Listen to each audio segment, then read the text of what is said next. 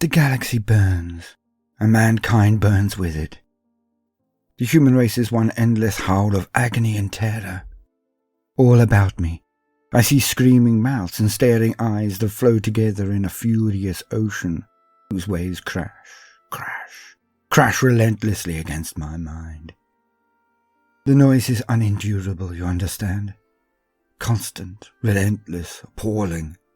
Were I a woman of any less faith, I would have ended myself rather than suffer another minute of this. Were I any less determined to serve my emperor, I would have succumbed to madness. I have done neither. I have instead continued to serve. Yet every day the cacophony grows louder, more desperate, more terrible. I say this not to engender pity. Such is worthless coin in the Emperor's realm. Nor do I seek to bemoan my fate. Ingratitude, after all, is but heresy's seed. No, I tell you this, that you might truly understand these words. The silence is worse than the screams. It is a smothering veil lying across my face as I am entombed alive. It is the rising water of an icy lake that numbs with tranquility even as it kills. It is an absence, a void, a darkness greater than the gulfs between the stars. It is death, this silence, worse than death. Where it chokes off the screams of the damned and dying, it leaves in their place an abyss that seems to yawn at my feet like a hungering grave. I do not fear the deafening screams of a galaxy gone mad. No, I fear the sepulchral silence where those screams can no longer be heard. I fear what waits for us amidst that breathless, deafening stillness. I fear that it is our doom. Astropath First Class Imelda Charon, Fleet Primus Battle Group Calades, extract from Voxlog recorded 3 days, Localum Tempus Indomitus, before entering the Pariah Nexus. Astropath Cairo subsequently stilled. And now, welcome, gentle listener, to the last of the Psychic Awakening books. Games Workshop, Psychic Awakening, Pariah.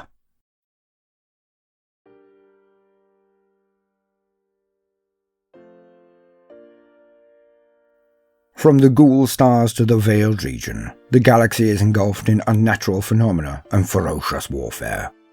Psychic mutation runs rife across humanity's myriad worlds. The weft of real space wears ever thinner as the unfettered madness of the warp strains to break through. Yet in the Nephilim sector, all is silence. When the Great Rift opened, its advent was a spur to anarchy and upheaval across the galaxy. The Imperium suffered terribly as waves of empiric corruption beat against its worlds, sowing mutation and madness through its peoples. Already perilous, interplanetary travel and communication became more dangerous than ever as the warp's tides raged. Mankind was far from the only species affected, however. The Cicatrix maledictum spread its diseased light across every race in the galaxy, dragging each into the escalating mayhem in a different fashion. Orc war after orc war was triggered as the green-skinned worlds were engulfed in warp storms and their psychers were tormented with visions of bellowing deities and galactic conquest. The desperate Eldari sought to harness the swelling tides of empiric energy, battle the unnatural warp spawn they unleashed, and prey upon those people already isolated and beset by catastrophe. Alien empires rose and fell. Everywhere the worshippers of the dark gods fought their way towards supremacy, as reality itself teetered upon the brink of ultimate devastation. Humanity's response took the form of the Indomitus Crusade. It saw battle group after battle group of warships and warriors push out into the darkness to reinforce their buckling defenses. Yet mankind was not alone in seeking to restore order. Deep in the Nephilim sector, the alien Necrons had instigated a plan of their own, a response so grand and merciless that only they could have concocted it. You will be my champion in this. You will be the one who bears the light of imperial vigilance into this dark and silent void. To you, I entrust the advance guard of my Grand Fleet Primus, in the certain knowledge that you will drive back the shadows and defeat whatever evils they conceal. To you, I entrust this hope. Reboot Gulliman, to Group Master Moran. Khalides' quest. The Indomitus Crusade fleets were vast gatherings of military might, each with their own path to follow, each broken down into huge battle groups so as to spread their strength wide. Battle Group Khalides was one of the largest. Indomitus Crusade Fleet Primus was one of several fleets to assemble around deep void anchorages upon the fringes of the Sol system, and was undeniably the single largest and most powerful of all the initial Indomitus Crusade fleets. Boasting a full 26 battle groups, led out into the stars by Reboot Gilliman and Belisarius Call, Fleet Primus alone possessed the power to shake the very stars. This was no gross misallocation of material or act of vainglory on Gilliman's part, however. Fleet Primus's overall strategic mission was nothing less than the reinforcement and stabilization of the entire Imperium Sanctus. Much of Fleet Primus's initial efforts were angled towards the Segmentum Solar, for countless threats were to be found upon Terra's very threshold. Yet this was not true of all of the fleet's battle groups. Some were charged instead with pushing outwards into the deeper dark of the war-torn Imperium Sanctus. Each was assigned a quest deemed vital to the overall success of the Indomitus Crusade, and to Reboot Gilliman's overall aim of shoring up and making safe the Imperium Sanctus. Battlegroup Erastus, for example, was sent to crush the heretic war cults of the Ispolin subsector before they could trigger a cascade warp breach and unleash legions of demons upon the systems to the very galactic north of Terra. Battlegroup Noctis was sent racing towards Armageddon, charged with a vital mission known only to Group Master Levorn and his closest advisors. Then there was the battle group whose combined martial might was worth several of the smaller forces put together. Battle Group Khalides. Theirs would be a stranger road. Many of the battle groups of Fleet Primus faced perils unleashed by the opening of the Great Rift, empiric plagues, hordes of mutated monsters, invasions by the heretic Astartes, and uprisings by the deluded, the deranged, or the demonically possessed were all dangers encountered by Fleet Primus's battle groups as they pushed outward from the Sol system. Certainly, as they advanced through the war-torn subsectors of the Imperium Sanctus, Battlegroup Khalides met just such dangers. So ferociously disturbed was the Sea of Souls that they could travel only in short warp jumps. This ensured that the armies and warships of Battlegroup Khalides had ample time to blood themselves against a myriad of heretic foes, for they could hardly be avoided. Yet, this was not their true mission. Instead, Battlegroup Khalides were charged with investigating the haunted region of absolute silence detected in the Nephilim subsector. The Dread Absence. As the darkness of the Noctis Eterna drew back, the distress calls of countless Imperial worlds rang out into the void. From the systems of the Nephilim subsector, however, there was nothing but silence. It swiftly became apparent that the sheer absence of panic screams or morbid lamentations was both unusual and deeply sinister.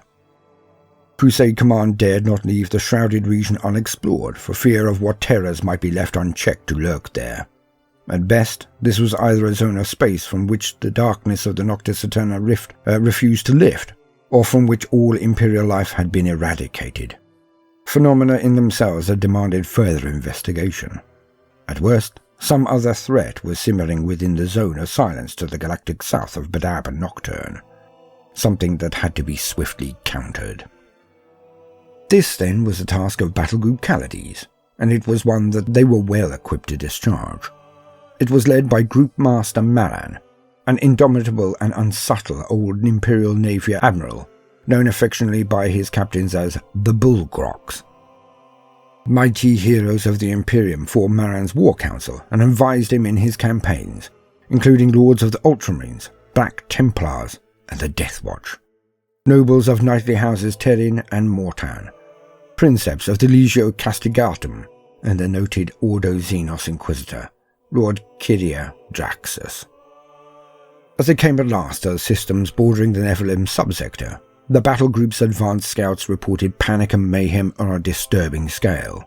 Worlds lay in open revolt, their peoples neither seeking to throw off the yoke of the imperial oppression nor worship the dark gods, but to simply flee their planets en masse by whatever means possible. Seers filled vox channels with warnings of a smothering veil that turned the stars to darkness. In several systems, fierce wars raged against Xenos invaders who fought with frantic intensity, not to seize the Emperor's worlds, but to flee further away from the Nephilim subsector. Diverting task forces to restore Imperial rule in the worst affected systems, Battlegroup Khalides pushed ever closer to the zone of unnatural silence that their own navigators and astropaths could now sense ahead. The incautious may have been forgiven for believing this region a haven, for the maddening tides of the warp seemed to become as still as glass within its bounds. Yet the drifting defense monitors and unresponsive void stations encountered by Battlegroup Khalides' ships told a different story. Stealing their courage, the force advanced into the region of space, and the nightmare began in earnest. Demonifuge. It was as Battlegroup Khalides fought their way along the bloody road to the Zone of Silence that their forces were joined by a most unlikely, and for many, controversial champion. Upon the worlds of Severitas, an isolated force of battle sisters from the Order of Our Martyred Lady were led to battle by Ephrael Stern, who some have named the Demonifuge. Stern had been guided to her sisters by grim visions of a frozen, silent doom that she sought to prevent, and against which her elder comrade, Kaiganil, was even now gathering her new allies. Stern joined the Battle Sisters' fight, unleashing her miraculous powers upon their word-bearer foes. Though many amongst the Adeptus Sororitas were initially reluctant to trust one whom the Inquisition had branded a witch, this demonstration of holy might convinced them of Stern's purity. Led by the Demonifuge, the Battle Sisters won a crushing victory. Stern went with her sisters when they departed Severitas, recognizing the Indomitus crusade for the holy endeavor that it was, and seeking to aid it in any way she could. Yet, as Battlegroup Khalides drew ever closer to the Silent Zone, Stern found her disquiet growing greater. Kaiganil had not yet returned, and the Demonifuge's grim visions became more vivid with each passing day. The Pariah Nexus. To the Imperial forces piercing its veil of silence, the region they would eventually come to call the Pariah Nexus appeared ineffable and insidious. Yet to its Necron architects the Contra Immaterium Nodal Matrix, as they called it, was an unparalleled work of cosmic engineering.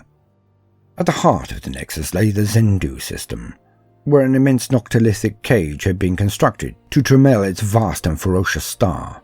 Pyramid Necron structures hung in the void about this Cyclopean cage, anchored to it by coruscating beams of energy. Flight upon flight of tomb ships and transatmospheric fighter craft flitted round through the searing light of the imprisoned star, watching over their vast charge. Further out lay networks of vast blackstone pylons.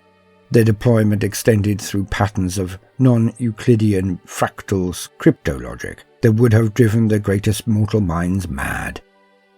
Scattered through nodal and outlier systems, each pylon was a unique and remarkable structure of colossal size, whose purpose was to sustain and extend a field of negatively charged anti-empiric energies. This, then, was the immense hyperstructure that the Imperium came to know as the Pariah Nexus. The mysteries of its operation lay far beyond the ken of even the Adeptus Mechanicus' inquisitive techno-clergy, but its effects were unmissable.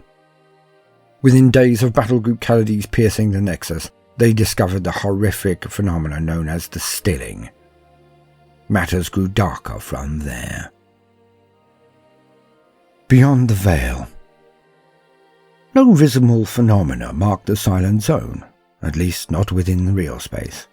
Yet the navigators of Battlegroup Khalides spoke in awed tones of a shimmering psychic veil, like a wall of mist expanding gradually outwards. What lay beyond they could not say, except that they sensed a strange calming of the furious warp. Several amongst Groupmaster Maran's staff advised caution, but Maran would not hear of it. He had been entrusted by Reboot Gilliman himself to peel back the shadows that hid this region. Direct as always, Maran would halt neither for inquisitive tech magi, desiring to study the empiric phenomena, nor for the more superstitious of his captains, who warned of void spirits and ill fortune lurking ahead. With increasingly ferocious warp storms threatening to smash the battle group's ships apart, Maran ordered his navigators to brave the stable empiric currents that passed through the shimmering veil. He could only hope that what lay beyond would prove to be a safe harbor. Beyond the shrouding warp mists, the Imperial ships sailed into a region of deathly calm. Some of the battle group's psychers claimed that the warp itself had been brought to a mill-pond stillness. Others attested to perceiving the seething tides of the Imperium still raging, but trapped impotent beyond the walls of a fractal complex crystal dome. Others still whispered that the battle group had sailed into some dread immaterial mausoleum upon which a silken shroud had fallen. They moaned that, even now, the dust of their own imminent demise settled about them in drifts. Group Master Maran ordered a broad-spread advance into the Silent Zone from the galactic northwest, distributing task force so that the Imperial front pushed in towards the system of Paradis, Zados, Shentai, and Vertigus. Each prong of the advance reported a deep sense of disquiet settling across its soldiery. Navigators, astropaths, and battle psychers alike complained of being stifled and disoriented, struggling to grasp for powers that had previously come as naturally as thought. Tech magi warned of warp engines labouring, requiring more and more power to propel the Imperial ships forward. Magus Enginarius Cassio, of Maran's own flagship, the Hammerblow, compared the matter to a Martian dune yacht, whose silk-glass sails had not even the slightest puff of wind to fill them. Panic filled the corridors of the Enduring Hatred, the Rapacious, and the Emperor's Mercy, as their Geller fields burst like human bodies ejected suddenly into the depressurizing void of space. Yet no demons fell upon the unprotected crews of those hapless craft. Some called it a miracle, but others eyed one another fearfully, unsettled by catastrophe's absence. Struggling to perform each warp jump and beset by eerie faults, the warships of Battlegroup Calades forged sluggishly on. Vox officers, masters of Aurspex, and increasingly ill-looking astropaths scoured the void for the slightest sign of Imperial presence. The systems towards which they travelled should have been heavily settled, yet, though they detected the binary chatter of automated machine spirits, there was no sign of human life. Vox channels and astropathic conduits were silent. Void traffic was non-existent. Worse still, strange energy signatures were detected pulsing out from multiple Imperial worlds. Each was so powerful that it could be felt thousands of miles into deep space, yet their nature, or what they portended, could not be discerned. Matters became stranger and more horrible as the ground forces landed upon the first of the Silent Worlds. The melees afflicting the battle group's warriors increased its hold, especially amongst the numerous Ast Militarum regiments. Soldiers complaining of feeling watched and anxious, only to succumb hours or days later to growing lethargy, exhaustion, and despair. Executions by commissars reached epidemic proportions as Imperial Guard soldiery abandoned their posts, spoke of giving up, or simply collapsed, unresponsive and unwilling to move again. Psychers were still more terribly stricken. Many complained of being smothered, as though gasping painfully beneath a torrent of water from which they could never truly catch their breaths. Others went mad, some taking their own lives, and soon the battle group's complement of navigators and astropaths had become dangerously depleted. Maran ordered all surviving psychers to be assigned vigilant bodyguards, whose duty it was to protect the tortured mutants from themselves, as much as from any external threat. Nor were the Adeptus Astartes, the scions of the night houses of the servants of the Omnissiah, unaffected by what soon became known as the Stifling. They were more resistant, but not altogether immune. Only the battle group's Adeptus Sororitas appeared largely untouched. The condition of the worlds within the Silent Zone did not help morale. Agri-complexes, spaceports, generatoriums, refineries, mining settlements, fortifications, and even entire cities stood empty.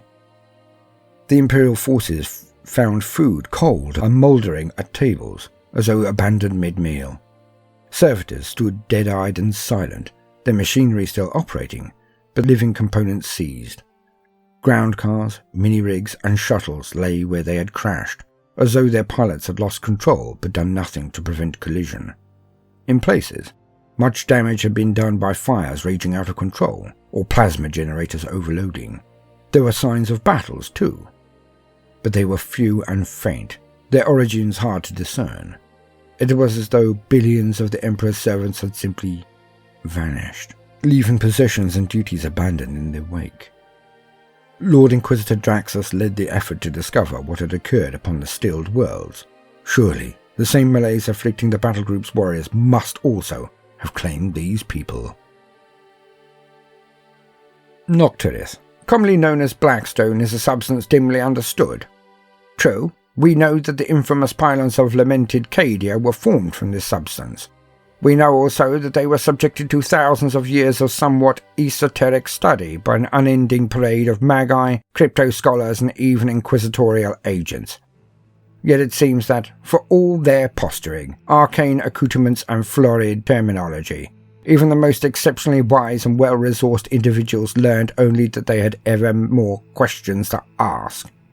Some have asserted, rightly or wrongly, it is hard to say, that this substance is linked in some fashion to the stuff of the warp, perhaps even that it resonates with or against the tides of the Sea of Souls. If this is so, I have seen no direct evidence to corroborate the claim. Yet none can deny that when the pylons of Cadia fell, so did the Great Rift open. I am too old and too cynical to believe in coincidences anymore. Now we see the Necrons raising pylons of their own, and fashioned from the same substance. What can it all mean? I do not know, but I steel myself against the possible answers. Xeno-savant Hesper Lax. How they had vanished, she could not answer, and every interrogation of data spirits and vidlogs revealed only corrupted files and erased surveillance spools. Lord Inquisitor Draxus had her suspicions about the origins of these horrors. Indeed, she had harboured concerns even before joining Battle Group Calades, yet she required more proof. The Mesmoch Pylon. As the Imperial forces pressed on, they were unaware that alien agents observed their every move. From within pocket dimensions and through unimaginably powerful disoccluder engines, the glowing android eyes of the Necrons saw all. Dispassionately they watched, but did not strike. Their master, or he who spoke on behalf of their master, had commanded them not to. Instead, they transmitted every observation back through quantum entanglement channels to where Illuminor Caesaras lurked like a spider at the heart of his vast web. The Illuminor watched with insectile fascination as the humans struggled beneath the influence of what the Necrons termed their Contra Immaterium nodal matrix. Soon, it will be time to attack, he knew. But for now, Caesaras would continue his observations. The trigger for war came when a vanguard strike force of Ultramarines made planetfall on Mesmoch in the Zydos system. Sent to investigate anomalous energy readings from within the planet's partially settled jungles, the Scions of Ultramar found a towering pylon wrought from blackstone. The structure was several miles in circumference, and so tall that clouds whirled unnaturally around its tip, which scraped the planet's troposphere. The Ultramarines had no difficulty in immediately identifying that the strange structures clustered around the pylon's base were Necron in origin. Nor could they mistake the bludgeoning waves of entropic energy rolling steadily through the structure that left them struggling to act. Act they did, however, by gathering strategic intelligence on the pylon and its sprawling defences. Held back by Caesaras's restraining protocols, the structure's defenders could not pursue the Ultramarines as they made their escape. By the time the Illuminor realized that his hand had been forced, it was too late. The humans had discovered the source of their suffering, and they would not be long in striking at it. The Mesmoch Pylon was the first of its kind to be discovered, but it was far from the last. Groupmaster Maran received word of further pylons. each similar but distinctly different from one another, located upon other Imperial worlds in the region. Reports came in also of Necron armies on the move. Several task forces had met sudden and ferocious resistance by Necron phalanxes that appeared as if from nowhere. Casualties were mounting, an alarm was spreading rapidly, yet Maran would not be distracted.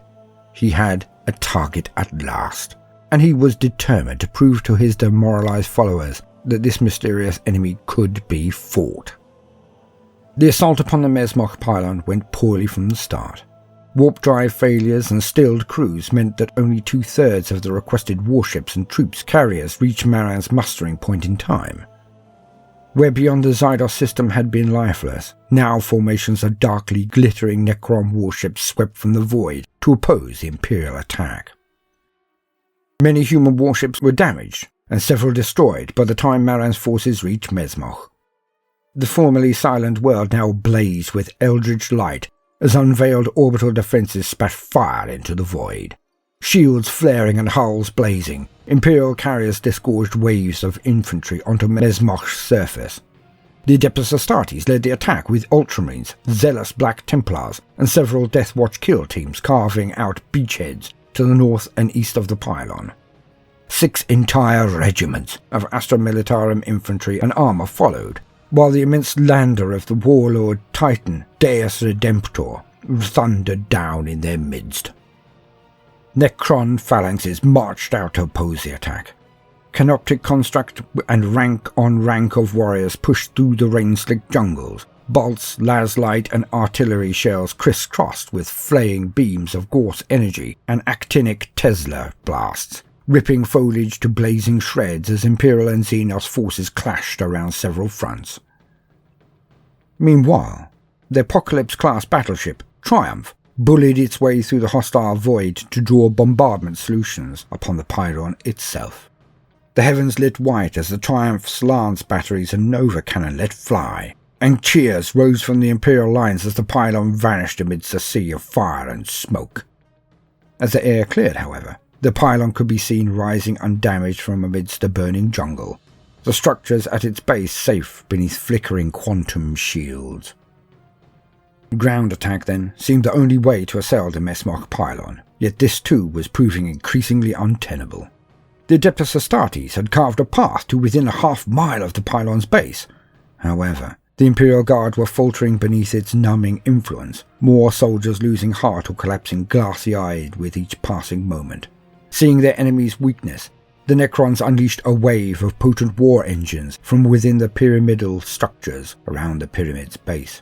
Hovering monoliths blasted stalled Leman Russ tanks and overmatched squads of Inceptors with lashing bolts of energy. Doomsday barges spat searing beams that reduced intercessors and assault marines to glowing ash. Battered by hostile fire, the Deus Redemptor's void shields collapsed, and the Titan reeled under thundering blasts of eldritch fire. Only the martial might and unwavering discipline of the Space Marines prevented defeat from becoming a rout. Squad by squad, they staged a fighting retreat, providing rearguard cover as the dispirited Imperial forces limped back towards their extraction zones. The names of kill teams Emmaus and Sania entered the annals of glory as their battle brothers died to the last to hold the Necrons back. A ferocious counterattack led by Marshal Gerard of the Black Templars repulsed Necron forces seeking to finish off the wounded Deus Redemptor, and saw brutal injuries incurred by both sides. By the time the Imperial landing craft were screaming skywards through the whirling flights of Doomsize and Tombblades, the ground forces they bore to safety had suffered crippling casualties. There could be no hiding it. The assault on Mesmoch had been a crushing, humiliating defeat, one the battle group Calades could ill afford to repeat. How many of these pylons have our enemies raised? How do we effect their downfall? Emperor, guide me, for I walk in the darkness, and though my faith remains unbroken, I fear I cannot see my path back to the light. Group Master Maran, personal prayers, following Mesmoch assault. The Battle of the Gates.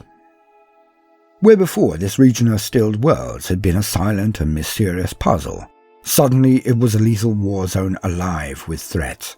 As more Necron forces emerged to challenge the Imperial invaders, the situation began to look desperate indeed.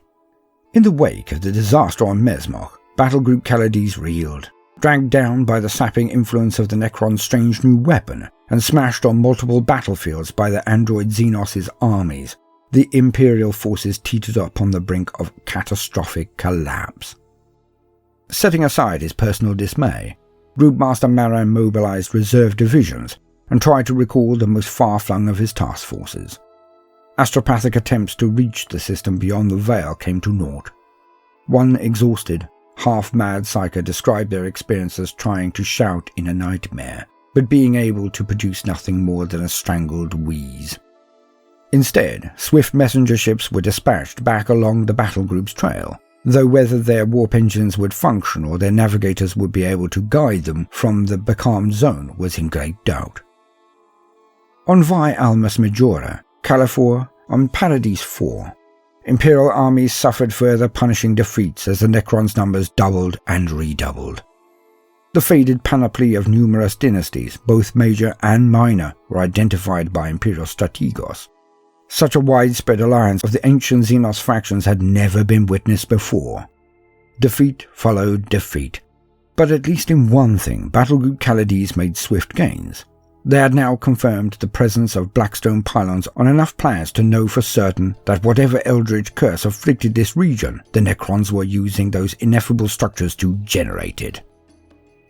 It was at this time that the term Pariah Nexus was coined for the region, for the horrifying effects afflicting the human forces were all too similar to those caused by the presence of the soulless mutants known as Nulls. The name was apposite, but did little to aid morale. Such beings were figures of fear to the great mass of humanity, and invoking such bogeymen at so desperate an hour only saw fear and panic grow yet more pronounced. Amidst this atmosphere of superstition, terror and panic, Ephrael Stern came before Groupmaster Maran in person. The Demonifuge requested a chance to restore Imperial spirits by leading a counterattack. Stern had chosen her target well, not one of the massively fortified pylon worlds, but rather a major Necron transportation hub, where Vanguard scouts had found 3 dolmen gates clustered together on one site.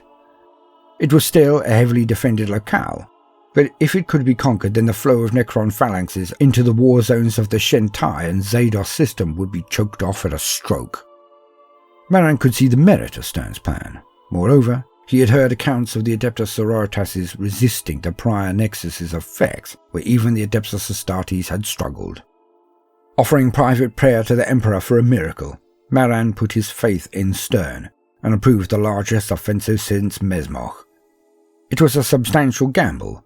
Another defeat on that scale would see Battlegroup Calades brought to its knees. According to Imperial records, the target world was called Cherist. It was located in the Lomor system, far to the galactic south of all previous Battlegroup operations. By the time Stan's allocated Task Force 7 had laboured their way to their destination through the Bicardman Immaterium, they were far beyond the aid of Maran's remaining forces. The attack would have to succeed or fail entirely on its own merits. Cherist was a viciously Arctic planet, languishing far beyond the warmth of its star. Though it troubled the Necrons little, the world's low light, killing cold, shard-like blizzards, and unpredictable nitrogen geysers promised a perilous war zone for the Imperial attackers. Yet they did not balk. Led by missions of the Order of Our Martyred Lady and the Order of the Bloody Rose, the Task Force's army swept down upon the frozen world. Ephrael Stern led her invasion force against the Dolmen Gate complex located at Cherist's South Pole. 2 vast invasion cathedrals thundered down through the planet's screaming snowstorms, accompanied by the heavy landing keeps of the Knights of House Mortan as they began the attack. The Necron complex sprawled as large as a city, its structures rising out of the ice-blocked bedrock around the feet of a towering mountain. Outlier complexes jutted from the rocky pinnacles of the mountain's foothills, each boasting formidable defensive weapons that had to be eliminated for the attack to succeed. The gates themselves, meanwhile, were clustered amongst a monolithic tangle of xenotech structures dug into the mountain's feet, wreathed in layers of protective quantum shielding. The only viable route of approach was up a wide valley, dotted with outcroppings of ruined Imperial structures and open to attack from all sides. This, then, was the route that the Adeptus Sororitas and their supporting Astra Militarum forces would have to take, but that did not mean that they had to walk heedless into the teeth of enemy guns. The Imperial attack began with a ferocious barrage, as the descending invasion cathedrals rained fire upon the Necron complex. Knowing that the enemy's fortifications were shielded, they instead hammered the mountainside itself. Megatons of explosive ordnance gouged yawning rents in the mountain's flanks. Rock and ice shrapnel filled the air as vast slabs of stone broke away and thundered down in a crashing avalanche. Unshielded Necron structures were pummeled to ruin, whilst even the more well-defended fortifications were half buried by vast spoil heaps of rubble and shattered ice. In answer to this spectacular opening salvo, the Necrons' defences came alive. Bolts of coruscating energy leapt from weapon pylons and shimmering defensive menhirs to scourge the flanks of the Imperial craft. One of the Morton landing keeps was reduced to a tumbling fireball that spiraled away from the Imperial drop formations and hit the distant snowfields with meteoric force. At the same time, rank after glittering rank of Necron warriors and war machines spilled from tomb structures like insects defending their briskly kicked hive. The Imperium landing craft came down regardless. One invasion cathedral rumbled low over the mountain's lower slopes, and as it did, streaks of fire fell from its underside. 24 squads of Seraphim and Zephyrim swept down in upon the mountainside and began a perilous, bounding advance towards the half-buried rear defences of the Necron fortress. The Knight's landing craft slammed down amidst the rocky foothills, the passengers striking forth like folkloric giants to strike at the outlying Necron artillery bases. Meanwhile, Stern herself descended from one of hundreds of dropships and bulk landers to land the massed push into the valley's throat. She marched at the head of more than 2,000 Sisters of the Order of Our Martyred Lady, and another 500 from the Order of the Bloody Rose. They advanced into the ice-shard-ridden snows, with their braziers blazing and their voices raised in war hymns, while amongst them came several thousand infantry and battle tanks of the Astra Militarum. Every Imperial Guardsman present feared the dread influence of the stilling, yet despite the freezing cold, each man and woman amongst them felt the Battle Sisters' faith blazing in their own chests.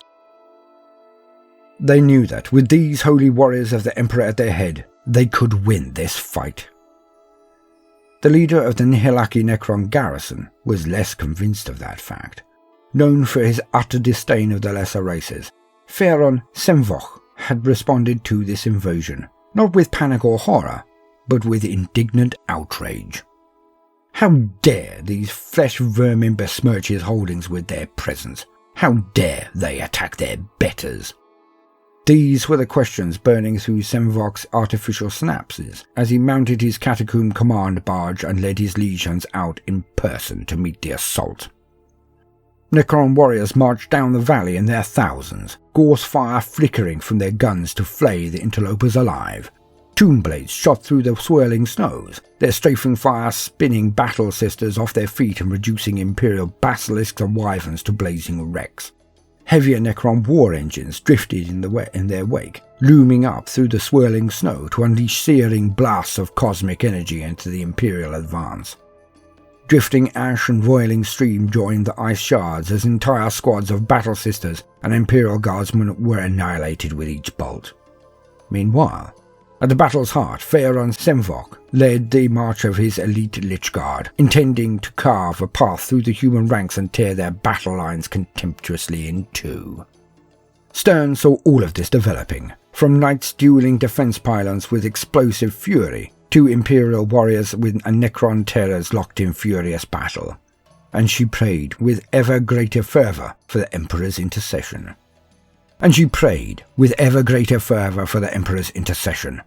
Surely, now her visions must come to pass, and Kygnil would bring the might of the Ynnari to aid her in this crucial moment. Stern had her own reasons for assaulting a location where tramelled sections of the webway connected with real space. For a moment, She believed that all was beginning to line as she saw the distinct flare of the gates activating. Yet to her horror, it was Necron reinforcements that marched through them, not infiltrating Eldari.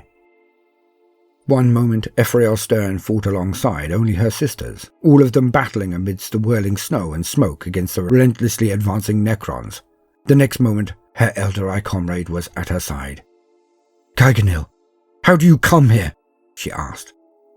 She asked then, with a leaden weight coalescing in her chest. "Where are the Inari?" "It has been a long and bloody road that I have walked since last we spoke, one that brought me by dark ways to the gates of this world," Kaiganil replied. Even as he spoke, the bruised and bloodied Eldari plied his blades amongst the Necrons. Android bodies fell sparking and twitching before phasing from sight, and the outcast nodded to himself with satisfaction. "They are not coming to our aid, are they?" Stern asked, weaving aside from a searing green blast unloading her pistol into a Necron's grinning skull face. "I sought my kin as the prophetess instructed," Kaiganil replied. "I led the cursed one to the place of meetings, and so aided the huntress's banishment. Yet even in victory there was defeat, even in triumph discord. Cain's road forks and forks again beneath the feet of they who serve death in war, and it seeks to drown them in the blood they shed. Even had they wished to bring their aid to this place, they could not have done so. And when last I saw the prophetess, she told me that, in this hour at least, she could not follow the red road hence." Stern shook her head, foregoing her curse of all Xenos only for Kaiganil's sake. She looked around at the battle raging on all sides, the courageous human warriors pouring fire into their advancing enemies and howling prayers to the heavens, even as the enemy frayed, disintegrated, and burned them alive. "We do not need their aid," she said, her voice as cold and certain as an endless winter of this blighted world. "We have faith. With that, we shall shake the stars themselves." Deliverance. It was in this moment, as the battle turned against the Imperial invaders, that the centermost dolmen gate exploded with tremendous force. A great cheer rose up from the Imperial lines, redoubling as the last surviving Seraphim and Zephyrim darted away from the gate's wreckage, halos of holy power shining around them as they continued to fight. Stern saw their example and knew that she could do no less. It would not fall to some band of aliens to win this victory for the Imperium. The Emperor's servants had their faith and their fury, and by those weapons would this war be won. With that thought, Ethereal Stern's full power was unleashed. Hair and cloak flying and eyes shining with white fire, the Demonifuge rose into the air of the battle's heart with the wings of the Aquila spread around her, wrought in lightning and flame. Where that light burned, even those who had stilled rose again, their eyes clearing, while those who flagged drove forward with blades flashing and battle cries on their lips. Pharaon Simovec watched, nonplussed, for surely the cryptet's strange dampening field was supposed to prevent such manifestations of psychic power. He could not know or comprehend that it was holy faith, not warp-spawned puissance, that enabled this miracle to manifest. The Imperial warriors understood well enough, however. Their prayers and hymnals swelled defiantly, as Stern's energies lashed blazing rents through the Necron lines, sending a second Dolem gate toppling in flames. Imperious, the Pharaon commanded his legions to redouble their attack. Yet to his amazement, it was the beleaguered Imperial forces instead who surged forward to overrun his front ranks. The ground shook as the surviving Imperial knights stormed down from high ground to hit the Necrons from both sides, while at the same moment Ephrael Stern and Kaiganil swept down upon Pharaon Shemvok. The duel that followed was ferocious. Bolts of light leaped from Shemvok's staff as his Lich Guard hacked and stabbed at their attackers, with skill honed over eons. Yet they could not halt Stern's fury, nor the cold hatred of Kaiganil. One by one, the Lich Guard fell, until at last Shemvok's barge was blasted from the sky by holy lightning, his magnificent body reduced to smoking wreckage. The fighting raged on for another hour after the Pharaon's fall, but with resurgent faith within the Imperial ranks and the Necron's command structure in tatters, the result of the battle was never in question from that moment onward. By the time the last of the dolmen gates were smashed and the structures around them demolished by the point-blank fire of the knights, one thing was clear. Faith was a weapon that the Imperium could use to counter the Necrons' awful entropic weapon. Battle Group Khalides might yet prevail. Into the tomb. Following the Imperial victory on Cherist, the war in the Pariah Nexus entered a new phase. Battle Group Command recognized the pivotal role that Faith would now play in their plans. Adeptus Sororitas, Black Templars, and countless Imperial preachers came to the fore, their zealous convictions bolstering their comrades' efforts. Illuminos Zeras was intrigued by the humans' resistance to the Contra-Immaterian nodal matrix. He and his cryptex labored tirelessly, dissecting specimens from myriad battlefields as they tried to understand what psychic discipline the humans were employing. Their victims' claims of miracles and faith were discarded as primitive prattle. The Necrons had met their gods, after all, and shattered them. They would not believe that the deities of the lesser races had the power to resist where the Catan had failed. While Caesaras plied his science, the war raged on. Vivae Almas Majora counterpush, the death march of Paradis II, the Battle of Volian Wash. Each conflict saw the Imperial forces resurgent. The effects of the prior Nexus were lessened, but by no means halted, by the warding power of faith. Moreover, aided by vast congregations of fanatical preachers who packed their decks and whipped their crews into a frenzy, several messenger ships had escaped the Pariah Nexus and returned with the pacification task forces in tow. As yet, however, the Imperial forces had not managed to damage a single Necron pylon, and were no closer to understanding their purpose or operation. With much of the battle group focused simply on holding the Necron legions at bay, it fell to Lord Inquisitor Kyria Draxus to lead this esoteric but crucial aspect of the war. The Tredeka Expedition. Poring over reams of strategic, prophetic, and xenoarchaeological reports, Lady Draxus settled upon the Tredeka system as her target. Located deep within the Nexus, it had been scouted by Task Force 7, of whom only a single barely coherent squad of Tempesta Scions had returned. Yet they had brought with them a wealth of picked pictures, augury, and helm cam footage that revealed 3 worlds dragged from their alignment to hang around an immense night-black artifact in the void. Energy signatures suggested that at least one pylon was present upon each of the 3 worlds, while the survivors' harrowing accounts provided Draxus with further details of the interiors of several Xenos tombs. Whatever the vast void artifact was, it was the most significant structure in the Nexus yet encountered, and Kyria Draxus wished to plunder its secrets.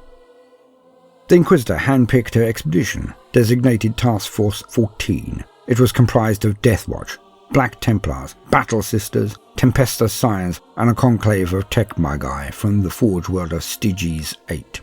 They would go to Tredeka, not with any foolhardy hope of destroying the system's pylons, but rather of gaining the intelligence that might allow Battle Group Khalides to understand the ominous alien structures, and so defeat them. The Tempesta Scions that had escaped Tredeka held a secret, however.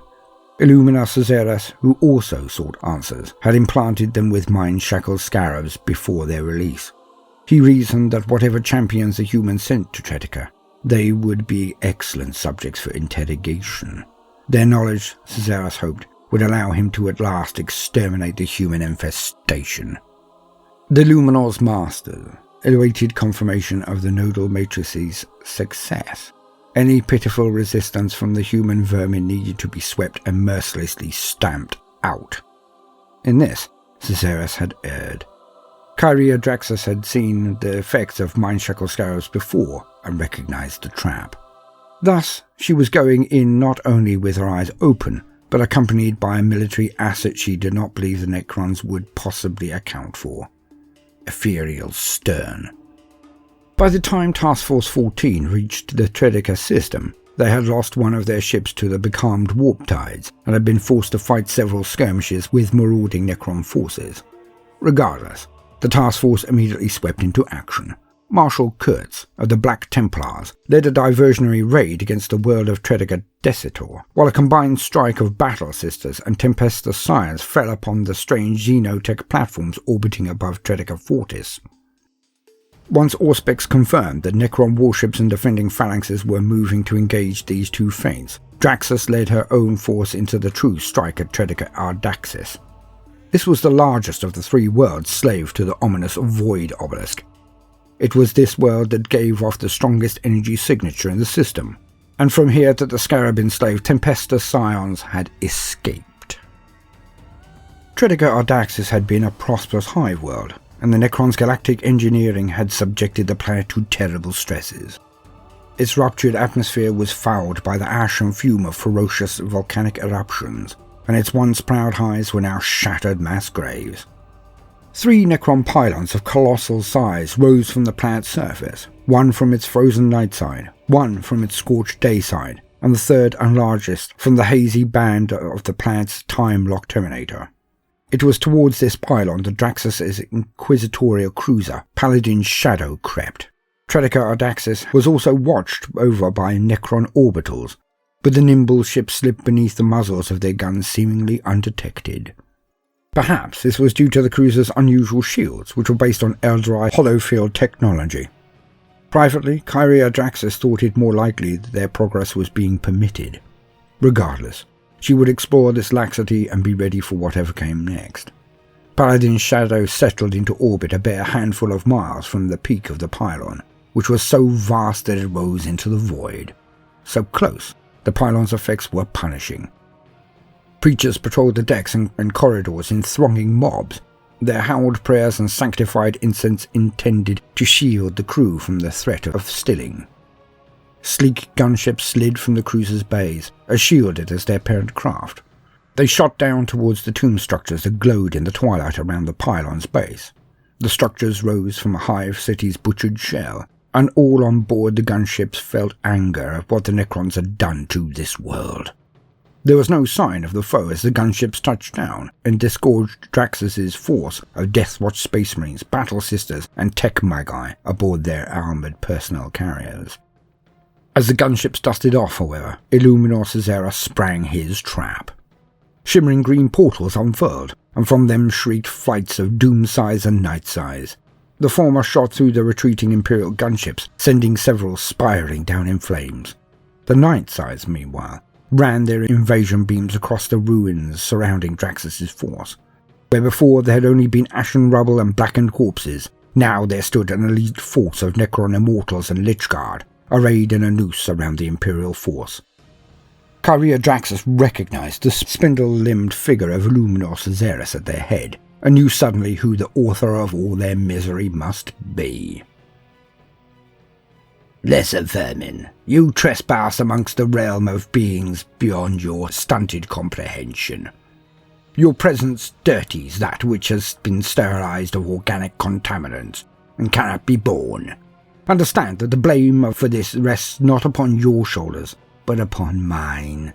I have baited this simple trap, and like the primitive post-simian carbon-based beings that you are, you scurried eagerly into its jaws. It could not have been otherwise. The fear, the confusion, and the aggression that you are feeling, these are all natural responses from your underdeveloped cortices to such sudden and overwhelming stimuli. However, it is important that you master those base urges and set down your weapons without resistance. I would prefer to preserve your physical integrity for optimal interrogation, but understand, all I require are your brains. Illuminor Caesarus' demand for surrender by Inquisitor Draxus' task force. Refusing the Necrons' command to surrender, Draxus instead employed the knowledge that she had pieced together from the Scion's vidhelms. She had gleaned that Necron teleportation gates riddled this site and, in secret conclave with Xenorite Tech Magi, had been able to determine something of their operation. Rather than reeling in terror and shock as Caesarus had expected, the Imperial force gunned their engines and smashed through the Necron cordon towards the nearest teleportation gate. Bolters and turret guns blazed as APCs ploughed through the ruins and scattered Caesarus' ambushers. The Necrons were quick to react, and more than one Imperial transport was crippled. Yet the Imperial forces raced on, reaching the energy-wreathed portal they sought. Disembarking into the hostile atmosphere, the tech magi rushed to suborn the gate's alien machine spirit even as the Deathwatch and Battle Sisters laid down furious covering fire. Necrons stalked closer by the moment. Caesaras blasted Imperial warriors to ash with his Eldritch Lance and hissed for reinforcements to attend him. Before he could overrun the defenders, however, the tech magi prevailed. There was a flash of energy, and Draxus and her warriors vanished. Caesaras's irritation became pure anger, as delayed charges laid by the Deathwatch exploded and destroyed the portal, thus halting any pursuit. Draxus, Stern and their comrades found themselves somewhere deep within what they presumed must be the maze of structures around the pylon space. Disorientated by the weird geometries, glimmering witchlights, alien machineries, and maze-like confines, they followed the distorted returns of their auspexes. Draxus sought devices the Xenorites described as nemetic crystals, repositories of Necron knowledge that she had spotted in the Scion's Helmvids, and which, with time and resources, the Xenorites could plunder for information. The Imperial force had to fight for every step. Canoptic constructs flowed from the darkness to be driven off by hammering bolter fire. Necron warriors shambled from shimmering gateways and engaged Draxus's forces in costly firefights.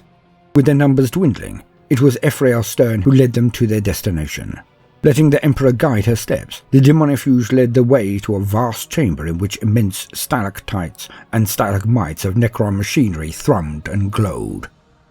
At their heart hung a towering humanoid figure whose body was wrought from living flame, and who writhed and screamed endlessly amidst crackling webs of emerald energy. There was no time to speculate as to what end this Tremailed Catan shard was being put. Barely had the Imperial forces arrived than fresh waves of enemies descended from the shadows to attack. Alerted by her Xenorite allies, Draxus spotted the crystals she sought, bound into a lattice of hovering machineries near the chained Catan. Ordering the Deathwatch and Battle Sisters to form a defensive perimeter, the Inquisitor went to work, she and the tech magi labouring to extract nemetic crystals. Wave upon wave of Necrons fell upon the shrinking Imperial cordon. Bolt shells blasted android bodies apart. Plasma and hissing melter blasts annihilated more. Yet for every Necron that vanished amid shimmering energies, another rose to fight again. Ephrael Stern led the defense, her holy energies leaping out to blacken and disintegrate the deathless aliens, while Kaiganel wove amongst them with his blades flashing. Still the Necrons pressed inwards, Caesaras now appearing amidst their rear lines with a potent arsenal of war engines in tow. Even the zealous Battle Sisters and veteran Deathwatch could not hold their positions as Doomsday Arcs and Triarch Stalkers rained fire down upon them.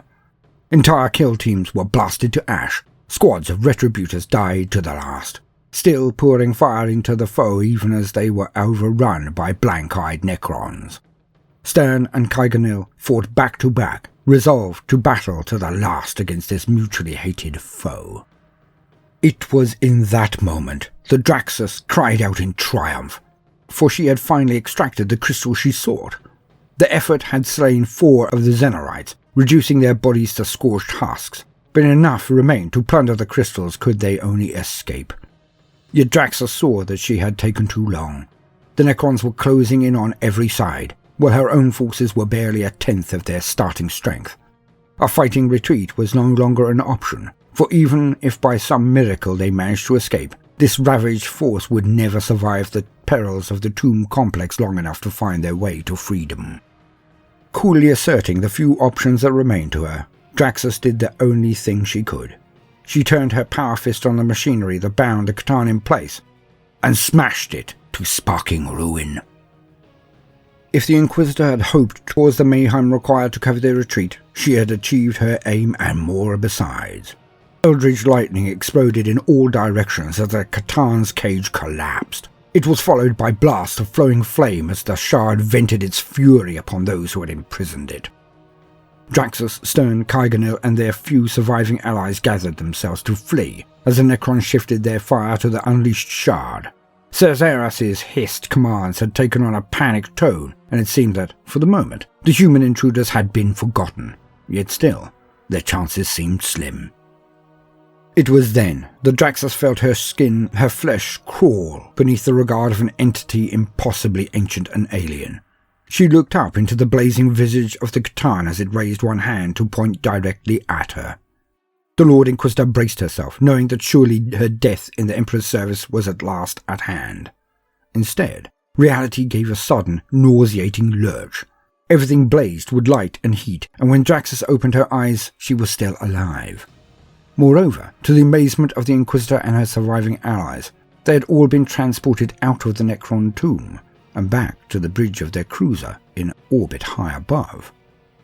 As the alarmed yells of the guards quieted, it became clear that, for whatever ineffable reason of its own, the C'tan Shard had saved Inquisitor Draxus and her comrades. Pragmatic as always, Draxus vowed to consider the implications of this bizarre event later. For now, she commanded, the task force would retreat and make for Imperial lines with all possible haste. She had her prize. Now, she had to determine its worth. Epilogue. The engine sanctum echoed with the hard clack of struck ordinator keys, the cackle and buzz of electrostatic charge, and the monotonous screech of binaric plainsong. Glaring emerald light leapt and danced between its towering receptor shrines. Each exchange was accomplished by a deafening whip-crack of sound, a reek of ozone and a strobing burst of brilliance that transformed hunched tech magi into statues wrought in green light and pitch darkness. The priests of Styges 8 went about their labours with singular focus, appearing unperturbed by the harsh light and noise. Lord Inquisitor Kylia Draxus watched them from the shadows of the outer atrium. Her breath misted slightly in the frigid air, each slow exhalation a tattered wisp, there and gone. Dazo Mu 7 had sent for her. He had confirmed that the Xenorites had successfully extracted information from the data crystal she and her comrades recovered on Tredeka Expedition. He had hinted at great revelations, yet had been typically miserly with the information he had recovered. He wants to deliver it in person, she thought. He wants to revel in his own cleverness. Cyborg detachment and emotionless logic be damned. On her shoulder, Shang gave a low croak and ruffled his leathery wings as a tinge of his mistress's impatience bled through their empathic bond. The Xenorites were crooked tools, as were so many of those wielded in the Emperor's service. As always, Lady Draxus calculated that the ends justified the means. As always, she knew that her choices would be borne out. As Draxus strode into the engine sanctum, Zasho Mu 7 withdrew his mechadendrites from a row of X-load ports and shambled to meet her. 8 glittering optic lenses regarded the Lord Inquisitor from beneath a rubberish cowl.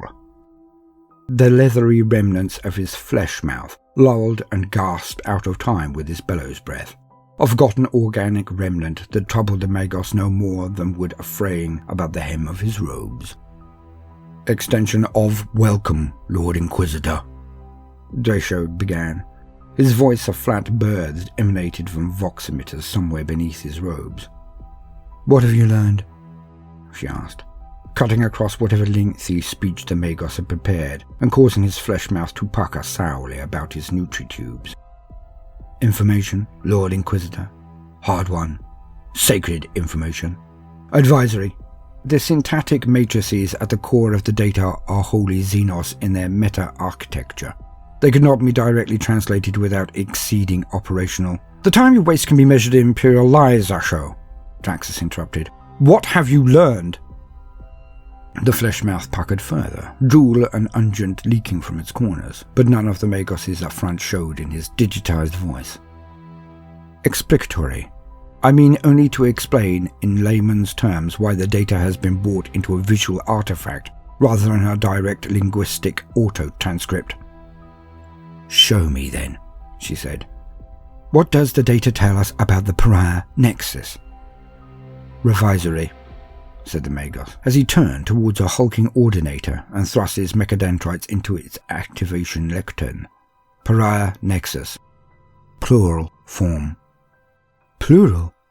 replied Draxus, her voice trailing off as the ordinator's banks of overlapping screens flickered into wakefulness. She took in the hazy galaxy map, wrought in green wire-frame lines. There, the bifurcating crimson smears of the Great Rift. There, signifier runes designating the positions of Holy Mars, Styges 8, and other primary forge worlds. Yet her gaze was held by the xenoform glyphs that glowed poisonous green upon the screen. One here, in the Nephilim subsector. Another, out beyond Vengeance, upon the eastern fringe. Another far to the galactic north, in Neogodin. There were more, each incalculably distant from the next, but undeniably forming a ring around the galaxy's fringe. Or a noose, she thought with a chill. The glyph. What is its significance? She asked, pleased to hear her voice remained level and calm. Expository. It is repeated a number of times throughout the information we were able to extract. Reiterative. Direct translation was not possible, Lord Inquisitor, but the closest approximation we have been able to pass in High Gothic is... His lenses flashed for a moment as he accessed the additional information. Cesarek, my Lord Inquisitor. The glyph signifies something called Cesarek. Kyria Draxus turned on her heel and marched from the chamber, leaving Zato Mu 7 to call after her in bewilderment. His confusion and anger were less than nothing to her now. Nothing mattered but the data he had just shown her. The Emperor watch over your servants, she breathed as she plunged back into the shadows. For it is so much worse than we feared.